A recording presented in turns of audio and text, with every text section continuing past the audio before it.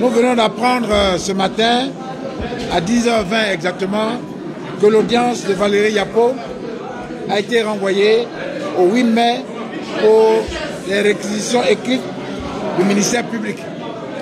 Voilà les éléments qui nous ont été communiqués. Nous avons, à la suite de cette information, décidé de décaler, de reporter aussi la marche, la mobilisation que nous avions prévue ce matin avec l'ensemble des députés, l'ensemble des élus du PDCRDA vers le palais. La bonne nouvelle pour nous, c'est que le premier message de mobilisation que nous avons lancé a été entendu. J'ai appris ce matin que le tribunal de Toumoudi était encerclé par la police et l'armée. Ça veut dire que nous avons été écoutés. La prochaine fois, nous leur conseillons de détendre la mobilisation et l'encadrement sur l'ensemble du territoire. Parce que ce sera l'ensemble du territoire qui sera pris avec les Ivoiriens et les Ivoiriennes pour réclamer la réinscription du président Thiam sur la liste électorale, l'inscription du président Laurent Gbagbo et aussi l'inscription de Blé Goudé. Vous savez, le combat que nous avons engagé, que c'est l'occasion pour faire en sorte que la Côte d'Ivoire sorte enfin vraiment du tunnel et qu'elle retrouve le chemin de la paix. On ne peut pas, après toutes les années de douleur que nous avons traversées, après toutes les souffrances que subissent nos populations les plus reculées, et je vous rappelle quand même qu'aujourd'hui, le taux de pauvreté dans le Woroba c'est dans le nord-ouest, le taux de pauvreté est à plus de 65%. Je m'appuie sur le PND 2021-2025. Le taux de pauvreté dans le Tchologo, il est à plus de 62%. Le taux de pauvreté dans le Tonkui est à 65%. Alors, on ne peut pas, pendant que le pays est dans cette situation aussi grave, on ne peut pas se permettre de déclencher des combats inutiles. Là, je crois que M. Ouattara et son équipe ont déclenché un combat inutile sans valeur ajoutée. On ne peut pas dire, vraiment avec sérieux, que le petit-fils de Félix Faure-Boigny, le petit-neveu de Félix Faure-Boigny, n'est pas ivoirien. Et en plus, vous savez dans quelles conditions cette décision a été prise. La juge qui a pris cette décision, d'après les informations que nous avons, n'était pas habilitée à le faire. D'après ce que nous avons compris aussi, d'une note du ministre Garde des Sceaux lui-même, le ministre de la Justice Garde des Sceaux, c'est que seul le procureur de la République était habilité à pouvoir le faire. Donc voilà, on est vraiment dans le déni de justice, on est dans le déni total de démocratie et les Ivoiriens, les Ivoiriennes ne peuvent pas l'accepter. Et nous avons dit encore une fois à nos compatriotes d'être prêts parce que le moment est venu de prendre la destinée de notre nation en main, d'en faire une nation responsable, une nation qui se fait respecter parmi les nations. On ne peut pas comme ça, chaque fois, à la veille des élections, mettre le nom de la Côte d'Ivoire par terre, comme si on était dans une république bananière. C'est inacceptable. Les Ivoiriens ne peuvent pas l'accepter. Pour eux, peut-être, pour M. Ouattara et son club, c'est acceptable, mais nous avons honte de notre pays.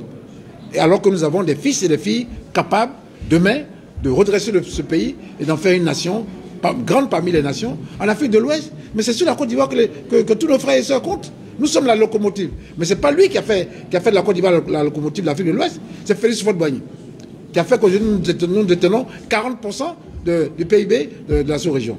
Donc personne ne peut se réclamer d'avoir mis la Côte d'Ivoire dans la position où elle est aujourd'hui.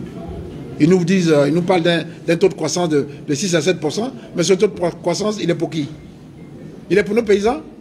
Eux à qui on promet 60% du prix de cacao, et on n'est même pas capable de leur donner. Là, aujourd'hui, le prix du cacao sur le marché mondial, il est à peu près 8 000 €. Ce qui veut dire que nos parents devraient au moins avoir quelque chose comme 3 200, 3 500 francs CFA. Et ils viennent gaillardement nous parler de taux de croissance. Ce taux de croissance, il est pour qui? Il est pour eux et leurs amis.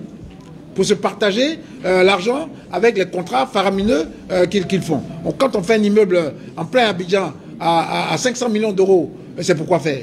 C'est pour qui? C'est pour les paysans de Fességadougou? C'est pour les paysans de Ouangolodougou? C'est pour les paysans de Bondoukou? C'est pour qui? C'est pour faire plaisir à qui? Quand on fait un pont, et on l'avait prévenu, on savait bien qu'il y aurait des embouteillages sur ce pont. Il y a un ministre qui passe son temps à raconter sa vie et qui n'est même pas capable de construire un pont qui fonctionne correctement, avec des embouteillages en permanence aux heures de pointe. Voilà. comme disent nos compatriotes, comme disent les députés, trop c'est trop. La Côte d'Ivoire doit prendre un autre virage. Elle veut prendre un autre chemin. Elle veut se construire un autre destin. Elle veut devenir une nation démocratique. Et c'est pour cela, nous voulons l'inscription de Tidiane Thiam, de Laurent Gbagbo, de Blé Goudé, de tous nos fils et nos filles qui ont la capacité de diriger ce pays sur la liste électorale. Après, cette liste électorale, vous connaissez, moi j'ai honte quand je vois la liste électorale qu'aujourd'hui dans notre pays. Est-ce que vous n'avez pas honte de voir que sur cette liste, il y a 60% d'inscrits qui n'ont pas leurs données personnelles? Et il y a des gens qui gardement disent oui, non, la CEI, machin, etc. Mais c'est grave. Voilà la situation dans laquelle on est et dans laquelle nous voulons sortir, de laquelle nous voulons sortir. La CEI était complètement irresponsable. Irresponsable. Nous voulons aussi une RLE en 2025. Ça aussi c'est important. On a des milliers de jeunes qui veulent s'inscrire sur la liste électorale et qui ne peuvent pas faire. Ils veulent exprimer leur droit civique. Et on leur dit non, non, on a mis ça, on va mettre ça après les élections. Est-ce qu'on est sérieux? Est-ce qu'on est sérieux? Merci à tous nos compatriotes. Ce ne sont pas que les militants du PDCI, les Ivoiriens, les Ivoiriennes. Ce matin, il y a des gens qui sont venus de Diokwe. Ils ont pris leur cas, ils sont arrivés ce matin à 5 h. Et vraiment, nous voulons leur dire merci. Merci d'être venus de si loin. Merci d'être venus de si près.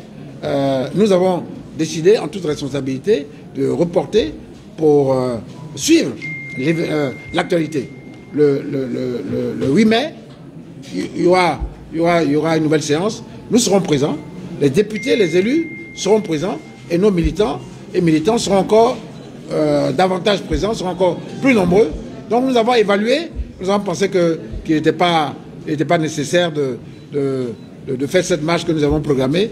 Mais c'est un combat de longue haleine dans lequel nous sommes engagés et pour lequel nous sommes prêts.